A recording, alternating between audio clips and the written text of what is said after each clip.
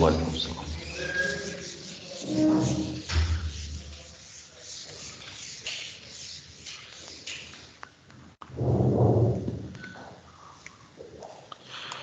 Okay बच्चों, आज discount से रिलेटेड थोड़ी सी ट्रांजैक्शन करेंगे हम।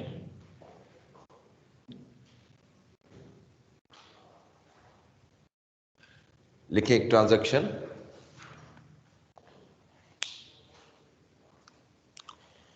Paid cash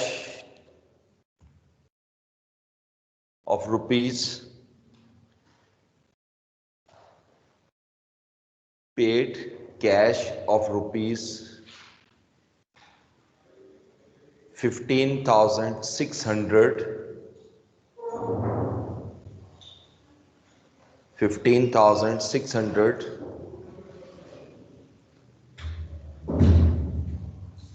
in full settlement of an invoice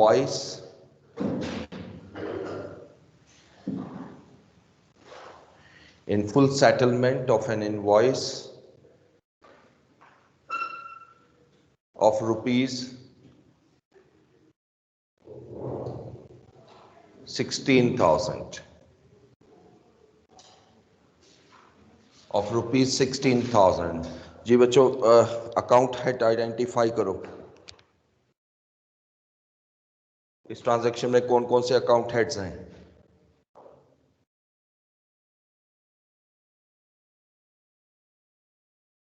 paid cash to supplier against full settlement of an invoice, cash और चले, ये कैश हो गया, ठीक हो गया।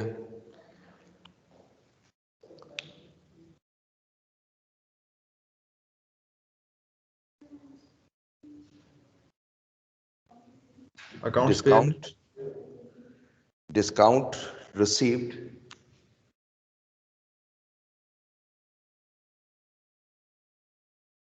चले, और अकाउंट्स पेएबल से अकाउंट्स पेएबल।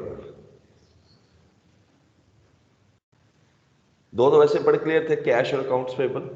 डिस्काउंट रिसीव दरमियान में आ रहा है क्योंकि दो अमाउंट इक्वल नहीं है, और वर्डिंग से क्लियर नजर आ रहा है कि डिस्काउंट है, कि इनवॉइस है और उसको आपने फुल सेटलमेंट की against an invoice of rupees, कितनी अमाउंट बोली थी मैंने? 16,000 आई थिंक। हाँ जी, अच्छा जी, अब कैश क्या है?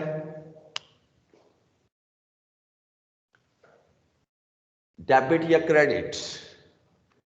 सारा कुछ सोच के बताओ।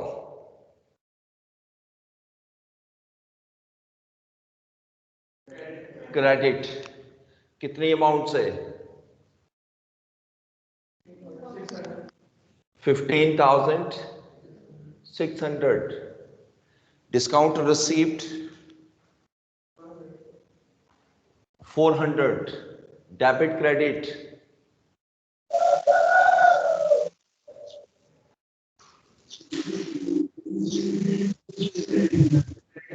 क्रेडिट।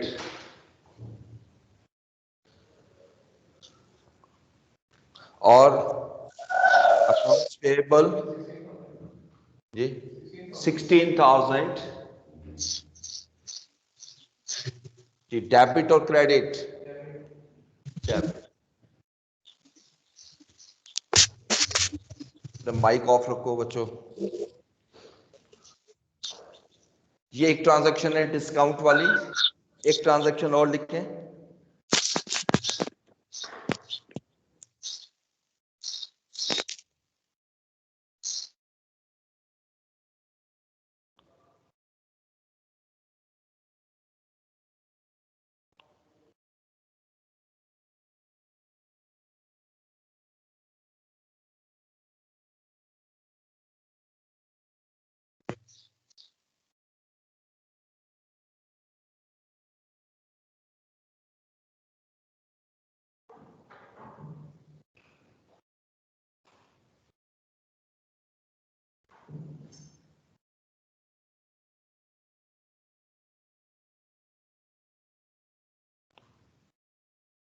अब इसको मैं क्या कर सकता हूं?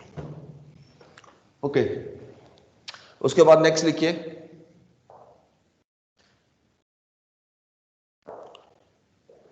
cash of rupees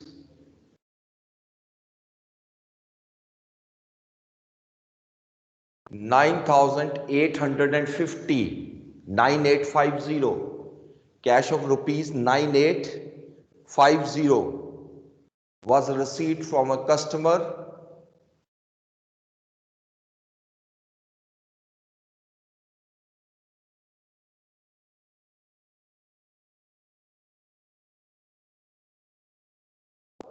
and discount allowed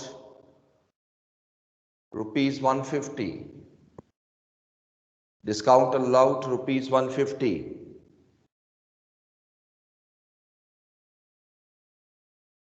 जो बताइएगा अकाउंट हेड्स कौन कौन से हैं? सर एक तो कैश है, अमाउंट रिसीवेबल, कैश है, डिस्काउंट अलाउड और अकाउंट रिसीवेबल।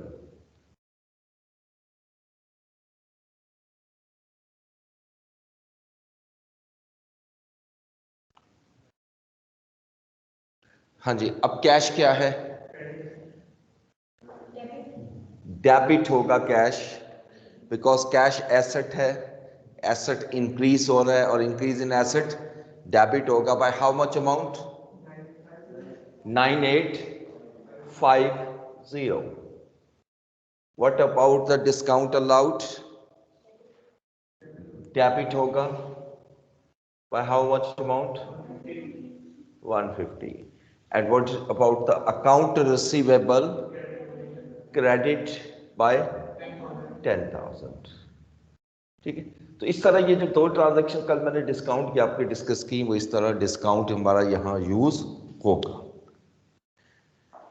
अब जरा कुछ डिफरेंट टाइप की भी ट्रांजैक्शन हो जाए। अब तो कंपाउंड भी कर लोगे ना, 2 आ जाए 3 आ जाए, जिस तरह मर्जी आ जाए।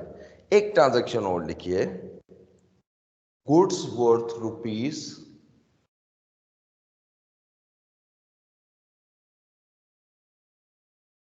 600 were distributed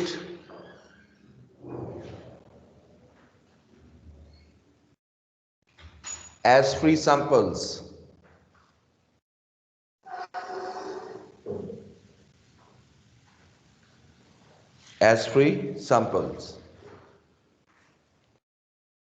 बताओ अकाउंट हेड कौन से होंगे?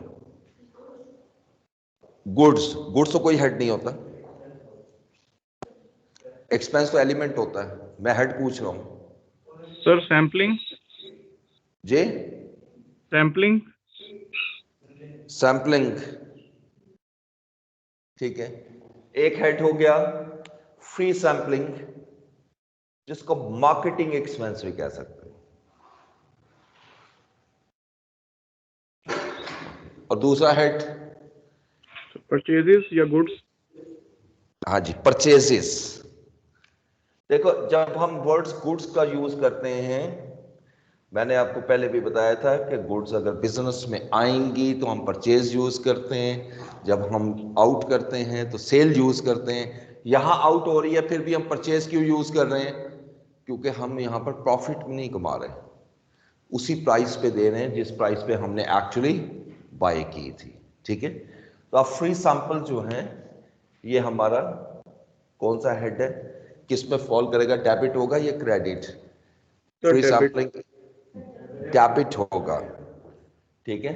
और ये अमाउंट जो भी ली है 600 उससे डेबिट हो गया, और परचेजेस क्रेडिट होंगी बाय 600। क्यों होंगी जरा देख लेते हैं। Free sampling is an expense, business expense जो है वो इंक्रीज हो रहा है, और इंक्रीज इन एक्सपेंस हमेशा डेबिट होता है। परचेजेस एसेट है, एसेट डिक्रीज हो रहा है, कोई गुड्स जा रही हैं आपसे, and decrease in asset would be credited. ठीक हो गया जी? चलो, मैंने आपको एक असाइनमेंट दी थी कि नहीं क्लास में? 50 ट्रांजैक्शन वाली कि नहीं दी थी? दी थी सर।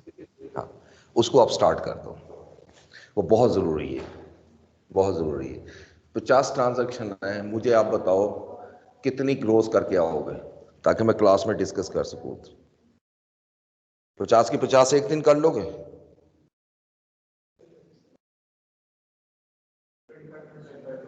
इसको दो हिस्सों में डिवाइड कर लो।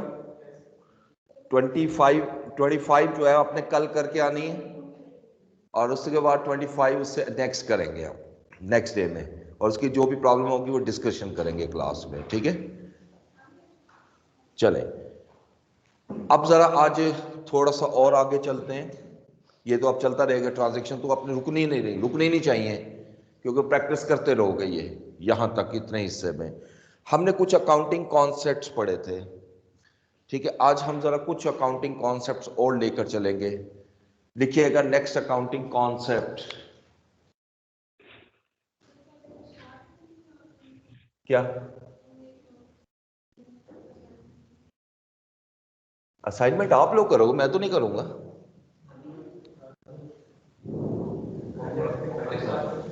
आज तो नहीं, अभी तो नहीं करोगे ना, घर जाके करोगे। कल क्लास में डिस्कस करेंगे उसको, ठीक है? जो प्रॉब्लम होगी वो डिस्कस करेंगे। जी जनाब, तो आज जरा थोड़े से अकाउंटिंग कॉन्सेप्ट करते हैं। पहले हमने कितने कॉन्सेप्ट किए हैं जी? I think three accounting concept, जिसमें separate entity concept, duality concept और मनी मेजरमेंट कॉन्सेप्ट, ठीक है? आज हम ले रहे हैं पहले उसको कर लें, अक्रूवल कॉन्सेप्ट।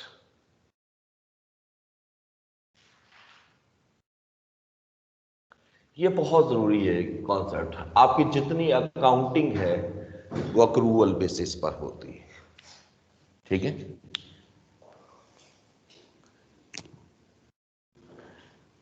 लिखिएगा पहले इसकी वर्डिंग, आसान वर्डिंग में जरा मैं कन्वर्ट करके लिखवा रहा हूं। लिखिए अक्रूवल।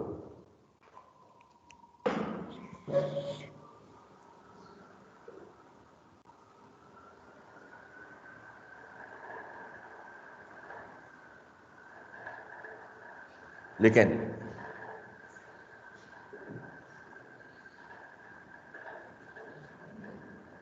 एनी इनकम और expense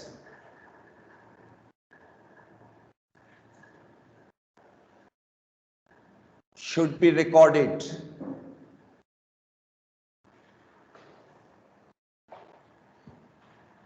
in the year of occurrence.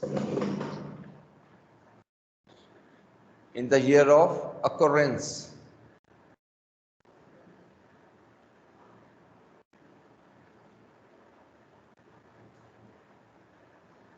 जिसको हम ये भी कह सकते हैं, occurrence को अगर आसान कर दूं कि in the year to which it relates, यानी आपने इनकम और एक्सपेंस जो हैं वो उस साल में रिकॉर्ड करने होते हैं जिस साल से वो ताल्लुक रखते हैं, रिलेट करते हैं, ठीक है? सम टाइम ऐसा होता है कि एक एक्सपेंस ऐसा है जो उस साल का है, लेकिन आपने अगले साल पे करना है।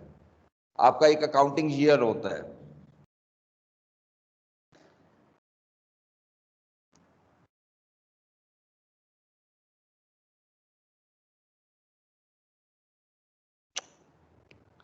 अच्छा जी, एक अकाउंटिंग ईयर होता है। सपोज आपका अकाउंटिंग ईयर जो है वो 1 जुलाई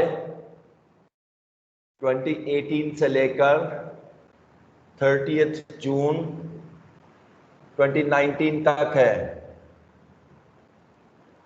आपके बिजनेस का एक एक्सपेंस है जो इस पीरियड से रिलेट करता है। रिलेट समझ गए हो ना? मसलन जून का बिल इलेक्ट्रिसिटी का कब पे करोगे? जुलाई 2019 में। क्या वो अगला साल नहीं होगा? वो तो अगला साल शुरू हो गया होगा, ठीक है? इसी तरह कई ऐसे सैलरी जो हैं जून की, ठीक है, वो भी जुलाई में पे होंगी अगर कंपनी अगले साल के शुरू में, अगले मंथ के शुरू में दे रही है। तो अक्रूवल कॉन्सेप्ट हमें ये कहता है कि जो सा एक्सपेंस जिस साल से रिलेट करता है उस साल में रिकॉर्ड होना चाहिए। यानी अगर मैं जून की सैलरी जुलाई में भी पे कर रहा हूं तो वो रिकॉर्ड किस में होगी? जून में। ठीक है, और ये बड़ा जरूरी होता है ताकि ट्रू प्रॉफिट को कैलकुलेट किया जा सके। क्यों? क्योंकि अगर प्रॉफिट आपने अगले साल एक्सपेंस रिकॉर्ड कर दो तो इस साल का एक्सपेंस कम रिकॉर्ड हो जाएगा ना, और अगले साल का ज्यादा हो जाएगा। तो ये चीज हमें बड़ी केयरफुली देखनी है अक्रूवल कॉन्सेप्ट में कि all the expenses and income even should be recorded in the year to which it relates, in the year of occurrence. जिस साल से रिलेट करता है उस साल में रिकॉर्ड करेंगे। हमारे 2-3 चैप्टर ऐसे आएंगे जहां पे हम प्रॉपर अक्रूवल कॉन्सेप्ट अप्लाई करेंगे। ठीक है, अभी ये सिर्फ अकाउंटिंग कॉन्सेप्ट समझा रहा हूँ, और मैंने जैसे बताया था कि इस लेवल पे जरा अकाउंटिंग कॉन्सेप्ट थोड़े से डिफिकल्ट भी होंगे जब तक अप्लाई नहीं करके देखोगे। ठीक है, इसका एक और कॉन्सेप्ट भी है, यही तकरीबन है, इसी कॉन्सेप्ट के एक और नाम भी है, लेकिन कई दफा लहदा भी हम लिखते हैं matching concept.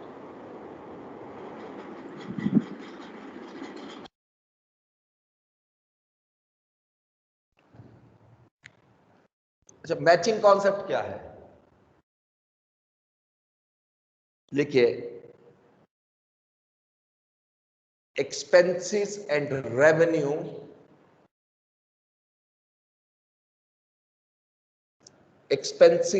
revenue for the period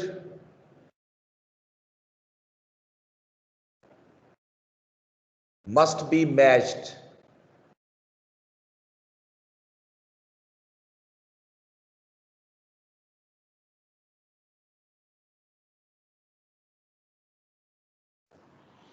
कि आपका जो किसी भी एक पीरियड, यानी पीरियड का मतलब अकाउंटिंग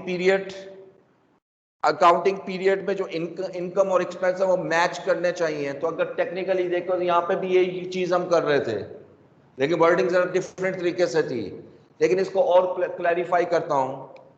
अगर फर्ज करें, आपको याद होगा कि किसी स्टूडेंट ने कहा था कि जी परचेज एक्सपेंस क्यों नहीं है। आज मैं आपको मैचिंग कॉन्सेप्ट से वो प्रूफ भी दूंगा कि ये क्यों एक्सपेंस हम नहीं लेते। फर्ज करें परचेज इज एक्सपेंस, तो आपने 10 यूनिट बाय किए, एक यूनिट जो है वो बाय किया 60 रुपीज का, तो बताइए मेरी परचेज कितनी हो गई? 600 रुपीज की। मैंने इसमें से सेल किए 7 यूनिट्स, एक यूनिट सेल किया 80 रुपीज में, तो टोटल सेल कितनी हो गई? मैं आपसे पूछता हूं, मुझे बताओ इस ट्रांजैक्शन के बाद प्रॉफिट क्या है या लॉस क्या है हमारा? बताओ।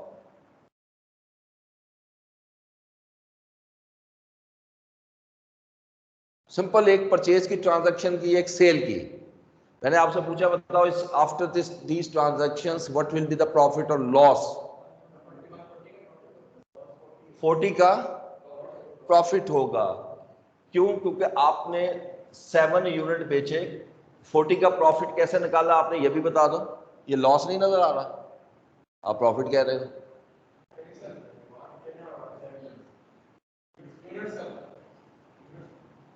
यूनिट्स का फर्क है, वो तो है। मैं आपसे सिर्फ सवाल कर रहा हूं कि मुझे बताओ कि प्रॉफिट हुआ है या लॉस हुआ है, अगर हुआ है तो कितना हुआ है? कितना? 140। क्योंकि एक यूनिट पर 20 रुपए नफा कमा रहे हो, एक यूनिट पर 20 नफा कमाओगे तो ऑटोमेटिकली आपका प्रॉफिट जो है वो 20 और 7 यूनिट बेचे 20 इंटू 7 140 होगा। यानी बेसिकली मेरा प्रॉफिट जो है वो 170 है।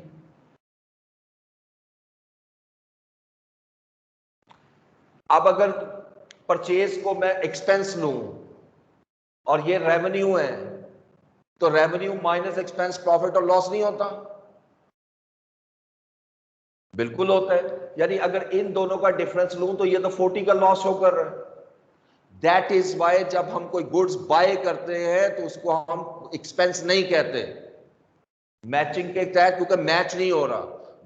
ये एक्सपेंस कब बनेगा? जब सेल होगा। जोन जोन सा यूनिट सेल होता जाएगा, अब वो एसेट नहीं रहेगा। जिस वक्त आप कोई गुड्स परचेज करते हो बेचने के लिए तो जितना स्टॉक मेरे पास मौजूद होता है वो सारा एसेट है, जिसको इन्वेंट्री कहते हैं। जैसे जैसे वो सेल होता चला जाता है फिर वो हमारा एसेट नहीं रहता, वो हमारा एक्सपेंस बनता जाता है, जिसको कॉस्ट कह लो, तभी प्रॉफिट आएगा। लिहाजा ये जो 10 यूनिट्स हैं इसमें चूंकि 7 सेल हुए हैं, मैं इसमें सिर्फ 7 यूनिट की कॉस्ट उठाऊंगा।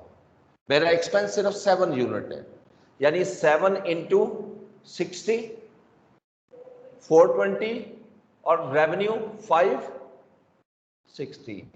अब अगर आप देखो तो प्रॉफिट 140 का हो रहा है जो आपने कैलकुलेट किया। हमने क्या किया है, हमने इनकम और एक्सपेंस को मैच किया है। मैच कैसे किया है, बाय किए थे 10 यूनिट, सेल किए 7 यूनिट। प्रॉफिट और लॉस निकालने के लिए मैं दोनों को मैच कर रहा हूं, सिर्फ उतने यूनिट ले रहा हूं प्रॉफिट और लॉस में जितने सेल हुए। बाकी 3 यूनिट कहां जाएंगे बताओ? खरीदे तो 10 थे, बाकी कहां जाएंगे? स्टॉक में। बिल्कुल ठीक है, वो स्टॉक में चले जाएंगे और जिस साल में बिकेंगे उस साल के कॉस्ट में आ जाएंगे। वो तो कुदरती बात है। समझ आ गई मेरी बात? तो this is a matching principal के रेवेन्यू और एक्सपेंस को आपने मैच करना, और ये इसलिए किया जाता है ताकि आप ट्रू प्रॉफिट को कैलकुलेट कर सको। बिजनेस में ट्रू प्रॉफिट को कैलकुलेट किया जा सके। ठीक है जी, नेक्स्ट लिखें।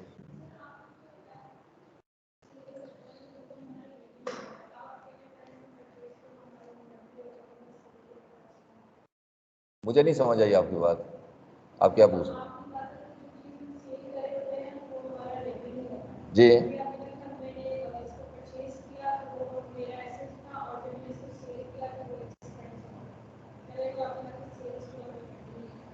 मैं अब भी अपनी बात पे कायम हूं, क्योंकि आप उसको सोच ही गलत रहे हो। मैंने कब कहा है कि ये रेवेन्यू नहीं है? मैंने कब कहा? मैं तो ये सिर्फ इसकी बात कर रहा हूं, ये 420 की।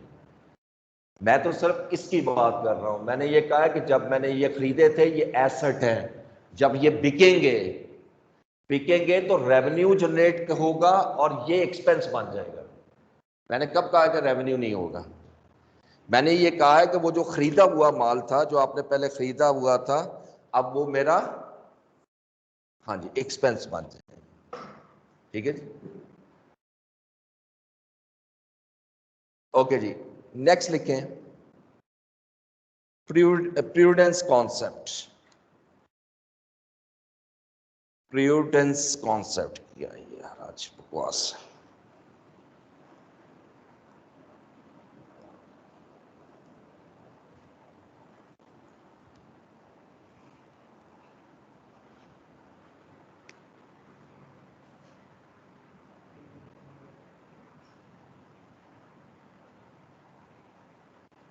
ये बहुत इंपॉर्टेंट आपका अकाउंटिंग में एक कॉन्सेप्ट है। इसको पढ़ने से पहले हम जरा एक कॉन्सेप्ट और पढ़ते हैं, पहले डिस्कस करते हैं, एक टर्म डिस्कस करते हैं जिसको हम कहते हैं विंडो ड्रेसिंग।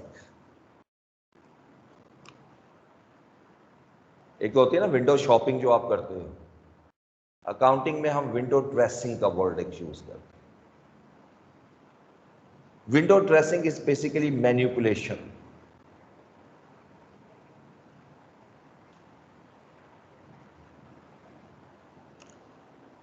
यानी मैं अपने अकाउंट्स को मैनिपुलेट करता हूं in order to get some certain objective. This term is known as window dressing. अच्छा, अभी जैसे हम बात कर रहे थे कि अकाउंटिंग में बहुत सी चीजें ऐसी जो इंटेंशन बेस होती हैं। अभी तो हमने स्टार्ट किया ना, बहुत सी ऐसी आएंगी।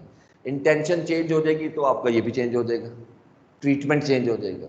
मसलन अभी हमने 2 चीज़ें पढ़ी थी, अगर आपको याद हो, अगर मैं गुड्स खरीदता हूँ इस पर्पज़ के लिए कि मैंने इसको सेल करना है, तो मैं इन्वेंट्री रिकॉर्ड करूँगा, परचेज रिकॉर्ड करूँगा। अगर मैंने गुड्स इसलिए खरीदी है मैं इसको यूज़ करूँगा, तो मैं उसको नॉन करंट एसेट रिकॉर्ड करूँगा। तो ज़रा सी इंटेंशन चेंज हुई नहीं, रिकॉर्डिंग का वे चेंज हो गया। मेरी बात समझो कि नहीं? इसी तरीके से याद रखिएगा, कई दफ़ा आप इंटेंशन चेंज करके कई दफा अपने प्रॉफिट को ओवरस्टेट कर लेते हैं या प्रॉफिट को अंडरस्टेट कर लेते हैं। ठीक है, इंटेंशन को जज करना, बहिर करना बहुत मुश्किल है। कोई डॉक्यूमेंट तो होता नहीं इंटेंशन में, ठीक है ना, कोई ऐसी चीज तो है नहीं। मैनेजमेंट इंटेंशन, अब मैनेजमेंट ने जो भी इंटेंशन देनी है वो लिख के भी दे देगा, उसको क्या मसला है। तो लिहाजा इट्स वेरी डिफिकल्ट टू जज। इसके लिए एक कॉन्सेप्ट बनाया गया प्रूडेंस, इसको रोकने के लिए, ताकि विंडो ड्रेसिंग ना हो सके। और ये लिखता है, इसके दो मुख्तलिफ वर्डिंग लिखनी है। पहले लिखिएगा,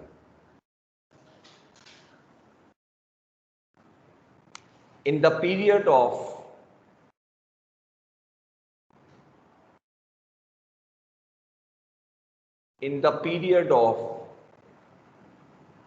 uncertainty,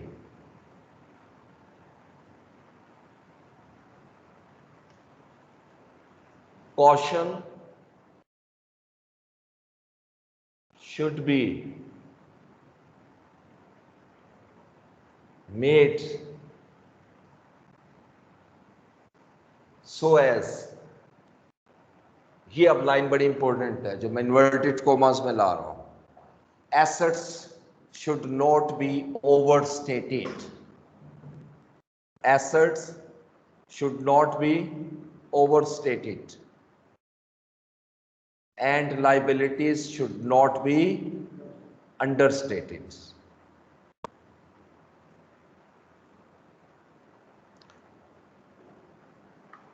ये बड़ी जबरदस्त टर्म है।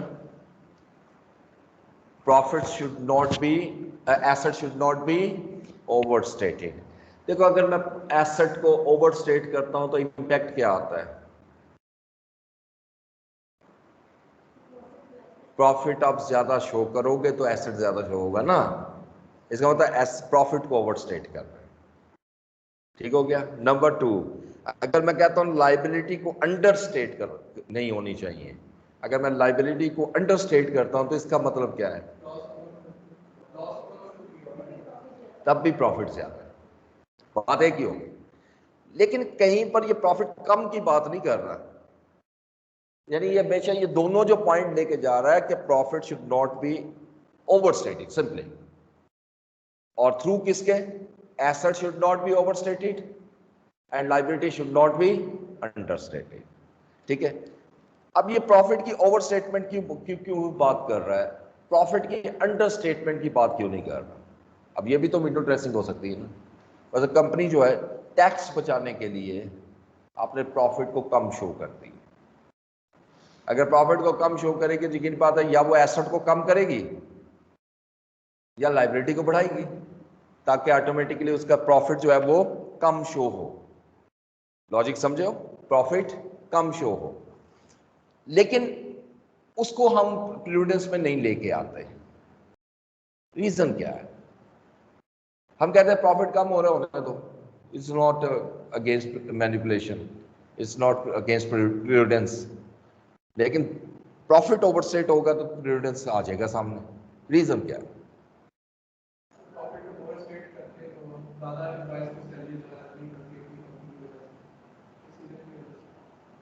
एम्प्लॉइज को सैलरी देंगे तो इकोनॉमी का ही फायदा होगा ना।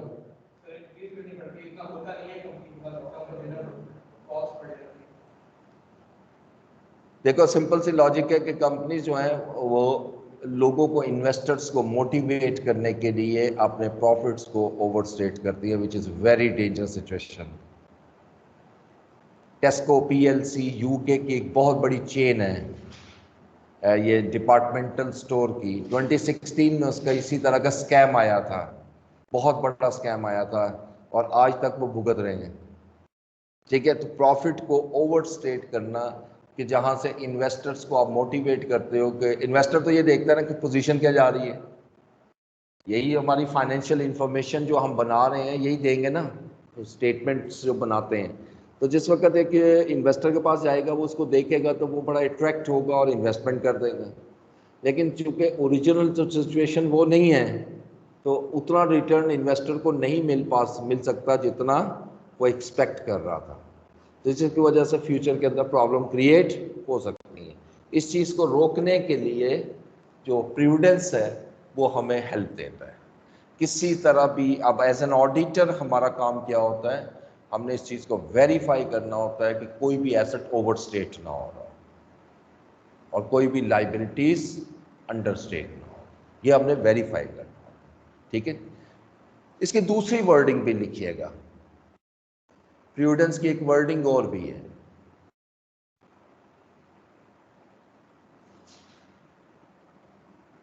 losses shall be recorded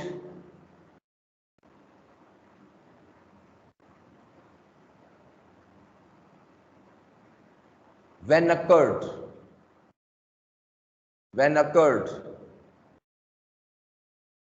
but losses, ये कौन सा क्या लिखा आपने, losses shall be recorded when occurred, but profit should be recorded when realized.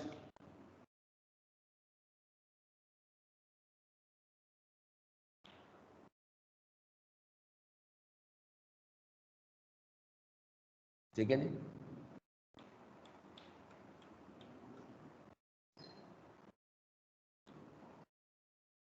Inventory आपने बाय की, किस मकसद के लिए एक बाय की हुई है कि आपने इसको सेल करना है। ठीक है जी, जिस दिन आप इन्वेंट्री खरीदते हो, आपने एक आइटम खरीदी,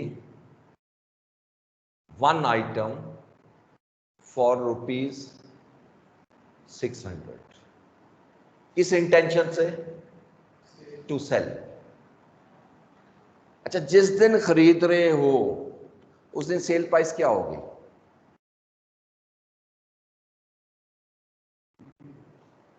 जी ज्यादा ही होगी ना, लॉजिकली जवाब दो ना मुझे, मैं कोई ये तो नहीं पूछ रहा मुझे 650 बता दो, 700 बता दो, 800 बता दो, मैं आपसे लॉजिकल क्वेश्चन कर रहा हूँ। मैं ये कह रहा हूँ एक चीज आज मैंने खरीदी है 600 रुपीज की और उसको बेचने के लिए खरीदी है, तो जिस दिन मैं खरीद रहा हूँ उस दिन कितने, उस दिन सेल प्राइस क्या होगी, यकीनन इससे ज्यादा ही होगी ना। अगर मुझे पता हो कि ये 600 रुपए में नहीं बिकेगी तो क्या मैं खरीदूंगा 600 रुपए, लॉजिकल चीज है। जिसका मतलब है कि आज इसकी सेल प्राइस ज्यादा थी, तो हम इन्वेंट्री किस पे रिकॉर्ड करते हैं, तो मेरी इन्वेंट्री स्टॉक कितना हो गया, वैल्यू कितनी हो गई 600, कॉस्ट पे रिकॉर्ड होता है। ठीक हो गया, आगे चलिए, साल खत्म हो जाता है, ये नहीं बिकता, सेल ही नहीं होता, और मार्केट प्राइस जो है ना अब इसकी गिर गई हुई है, जिस दिन खरीदा था ना वो 700 रुपये प्राइस थी, आज इसको 550 पे चली गई है प्राइस, यानी ये 550 में बिकेगा सिर्फ, खरीदा कितने में हुआ है। आप क्या करो, प्रूडेंस क्या कहता है, एसेट, पहली wording, asset should not be, inventory क्या है, एसेट है ना, इन्वेंट्री एसेट है, कितने का है, ठीक है, और मार्केट वैल्यू क्या है, क्या ओवरस्टेट नहीं हो रहा एसेट, मैंने बुक्स में कितने पे रिकॉर्ड किया हुआ एसेट 600 पे, जबकि मार्केट वैल्यू 550 है, तो एसेट ओवरस्टेट हो रहा है पहली वर्डिंग के तहत। तो वो स्टैंडर्ड ये कहता है कि अब आपको ये ओवरस्टेट नहीं होना चाहिए, तो क्या करूं इसको, अब इन्वेंट्री को मैं किस पे लेकर आऊंगा, 550 पर। जब मैं 550 पर लेके आता हूं तो क्या होता है, बीच में लॉस होता है कि नहीं, हालांकि अभी बेचा नहीं है आपने, लॉस हुआ नहीं है टेक्निकली, जब तक बेचोगे नहीं लॉस कैसे होगा। लेकिन दूसरी वर्डिंग बड़ी इंपॉर्टेंट है, losses were recorded when occurred, ये अकर्ड है, जब आपके नॉलेज में आ गया कि ये वैल्यू गिर गई है, बस लॉस हो गया, आप लॉस रिकॉर्ड कर दो। दूसरी वर्डिंग के तहत भी आओगे तो लॉस हो रहा है ना 50 का, आप रिकॉर्ड कर दो, but profit should be recorded when realize, profit उस वक्त रिकॉर्ड होगा जब एक्चुअली रियलाइज होगा। इसमें हम जब पढ़ेंगे ना IS2, उस पर सही अप्लाई करके दिखाऊंगा आपको प्रूडेंस कॉन्सेप्ट, या सिर्फ थोड़ी सी मैं डेफिनेशन बता रहा हूं समझाने के लिए, ठीक है। आगे लिखिएगा,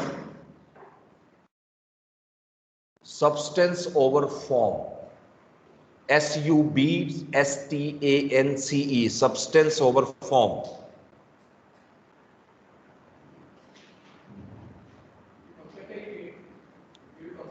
हाँ जी, accounting concept, substance over form. अच्छा, ये क्या बुला है सब्सटेंस और क्या बुला है फॉर्म? फॉर्म का मतलब लीगल फॉर्म। कोई चीज आपने अगर खरीदी नहीं है, क्या वो आपका एसेट हो सकता है? एक चीज मैंने खरीदी नहीं है, क्या वो मेरा एसेट हो सकता है? हो सकता है। तो यही सब्सटेंस ओवर फॉर्म बता रहा है। ये आप पढ़ चुके हुए हैं एसेट की डेफिनेशन, लेकिन इसका प्रॉपर जो अकाउंटिंग कॉन्सेप्ट है वो substance over form. Substance mean control, उसका सब्सटेंस किसके पास है?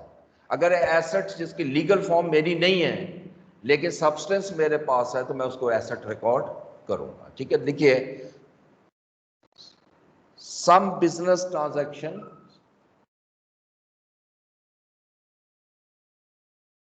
should be recorded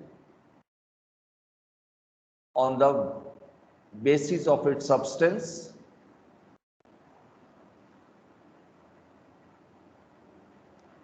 rather than its legal form.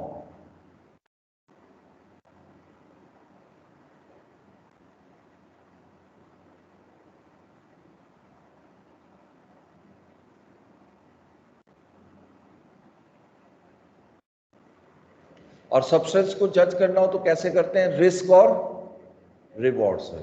अगर रिस्क और रिवॉर्ड जो है वो अगर उस पर्सन, जिस पर्सन के पास होगा उसी का सब्सटेंस होगा और उसी का वो एसेट होगा। ठीक हो गया?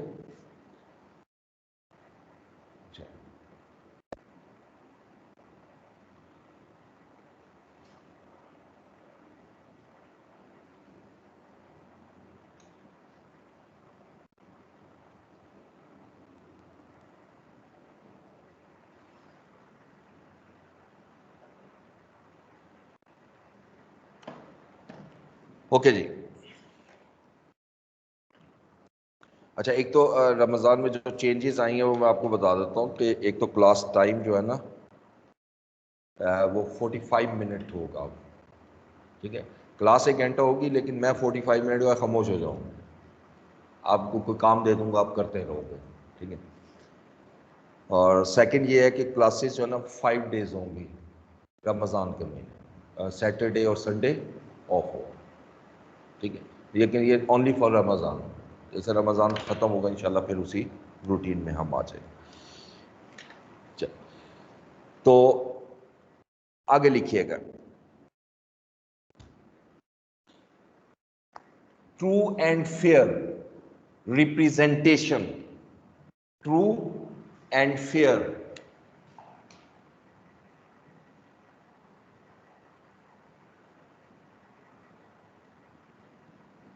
रिप्रेजेंटेशन।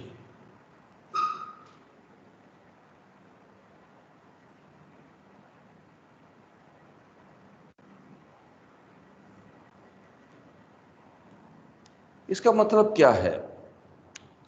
जब हम अकाउंटिंग के अंदर फाइनेंशियल स्टेटमेंट्स बना रहे होते हैं, that must be based on true and fair representation. यानी, और ये ट्रू एंड फेयर कब होगा? ये कोई टर्म नहीं है, ये कोई अकाउंटिंग कॉन्सेप्ट नहीं है, ये पहले बता दो, ये टर्म है। जितने अकाउंटिंग कॉन्सेप्ट हम पढ़ रहे हैं, जितने रेगुलेशंस पढ़ रहे हैं, जो हम अभी पढ़ रहे हैं, कुछ स्टैंडर्ड्स पढ़ते हैं, अगर हम वो तमाम के तमाम रूल्स अप्लाई करना शुरू कर दें तो ऑटोमेटिकली ट्रू एंड फेयर ही होगा ना। ट्रू एंड फेयर का सिंपल लॉजिक मैं इतना कहा करता हूँ, अभी आगे जाके फिर पढ़ाऊंगा ये, लेकिन अभी सिर्फ फिर समझने के लिए कि अगर एक चीज पॉजिटिव है मैं उसको भी हाईलाइट करूं और एक नेगेटिव है तो उसको भी हाईलाइट करो। मसलन अक्सर देखिए कॉलेजेस जो होते हैं ना, ये जो एफएससी लेवल पे, मैट्रिक लेवल के स्कूल कॉलेज, वो क्या करते हैं आपने भी देखा होगा। अब उनके पास एक 500 स्टूडेंट है, 500 स्टूडेंट में से अब 30 बच्चे ऐसे हैं जिन्होंने बड़ा एक्स्ट्रा ऑर्डिनरी परफॉर्म कर दिया, जिसमें से एक बच्चे ने पोजीशन भी ले ली पहली 3 में से, और 470 बच्चा जो है वो टोटली फेल हुआ। अगर मैं पूछूं तो स्कूल की परफॉर्मेंस कैसी है, आप क्या कहोगे? पुअर। ठीक है, एक बच्चे के टॉप करने से कोई ओवरऑल परफॉर्मेंस तो अच्छी नहीं है, लेकिन होगा क्या आप देखेंगे, जो पॉजिटिव चीज है वो इतनी तेजी से हाईलाइट होगी, खासतौर पर ये, ठीक है। अब कहीं पर नेगेटिव चीज को हाईलाइट नहीं किया गया, this is against true and fair representation. ये मैंने एग्जांपल से समझाया। अकाउंटिंग में भी इसी तरह कई दफा ऐसा होता है कि कोई कंपनी के ऊपर केसेस हो जाते हैं, कंपनी के ऊपर कोई प्रॉब्लम होती है, कोई स्कैम निकल आता है। पॉजिटिव चीजें तो हर कोई राइट है, बिल्कुल शो करो, कौन कहता ना करो, लेकिन जो नेगेटिव है, जो एडवर्स इंपैक्ट डालती हैं, उनको भी आप जाहिर करो। देखो उसका तरीका क्या होता है, अगर कोई ऐसी चीज नजर आ रही है तो उसको जाहिर करके उसका हल भी लिखो, जिसको डिजास्टर प्लान कहते हैं, कि हम इसको कैसे हैंडल करेंगे, तो that will create positive impact, कोई नेगेटिव इंपैक्ट तो नहीं। तो इसलिए बी केयरफुल कि ट्रू एंड फेयर होना चाहिए। इसके लिए एक अकाउंटिंग कॉन्सेप्ट और लिखो, जरा मैं भूल गया, कंसिस्टेंसी, ये बहुत इंपॉर्टेंट है, वो तो इसके लिए खास तौर पर इंपॉर्टेंट है, consistency.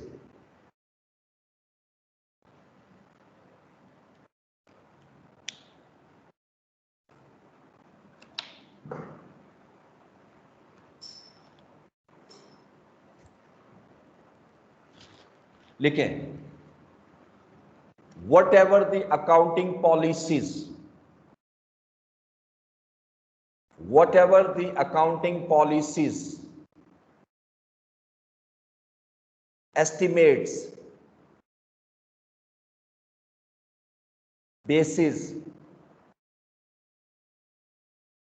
and conventions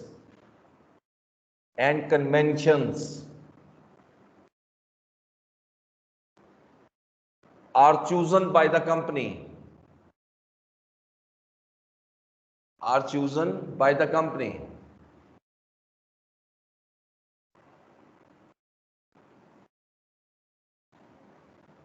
it shall remain consistent from year to year. It shall remain consistent from year to year, unless